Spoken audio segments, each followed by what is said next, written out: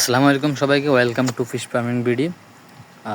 আজকে ভিডিওটা হচ্ছে যে নতুনদের জন্য, যারা নতুন মাছ চাষ করতে চাচ্ছেন বা নিজে উদ্যোক্তা হতে যাচ্ছেন মাছ চাষ করে পাশাপাশি করবেন, তাদের উদ্দেশ্যে দুইটা কথা। সেটা হচ্ছে যে প্রথমত হচ্ছে প্রথমটা হচ্ছে যে আপনার ইনভেস্টমেন্ট ঠিক রাখতে হবে। যে আপনি মাছ চাষ করতে নামছেন, আপনার ইনভেস্টমেন্ট, আপনি যে মাছের খাদ্য ক্রয় করবেন সেটার ইনভেস্টমেন্ট, তারপর হচ্ছে যে আপনি যে পুকুর খনন করবেন সেই বিষয়টা খনন করতে হবে, ঠিক রাখতে হবে। তারপর হচ্ছে যে আপনার পুকুরের পাশাপাশি একটা পুকুরে তো চাষ করবেন, আর হচ্ছে যে ওই পুকুরে যে মাছগুলো চাষ করবেন ওই মাছগুলো ছোটো থেকে বড় করার জন্য ছোটো আরেকটা পুকুর মাস্ট বি প্রয়োজন, সেটাও খেয়াল রাখতে হবে। এই দুটো জিনিস মাথায় রাখলে হচ্ছে, এই জিনিসটা মাথায় রাখলে হচ্ছে যে আপনি নতুন শুরুতেই ভালো কিছু করতে পারবেন। আরেকটা বিষয় হচ্ছে যে আপনার দেখতে পাচ্ছেন আমি নৌকায় করে মাছের খাদ্য দিচ্ছি।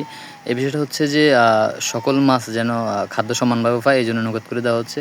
আগে আমরা হচ্ছে যে আপনার বাঁশ দিয়ে ফুল সিস্টেম করে আপনার দেওয়া হতো, যার কারণে এক জায়গায় খাদ্যটা থাকতো এবং সকল যে মাছগুলো পেতো না। এখন হচ্ছে যে নৌকায় করে দেওয়ার ফলে সকল মাছ আপনার সমানভাবে খাদ্য পাচ্ছে, সেটা হোক ভাষা, সেটা হচ্ছে ডুবা আদার, সবগুলোই সমানভাবে পাচ্ছে, যার কারণে নৌকাত করে দেওয়া।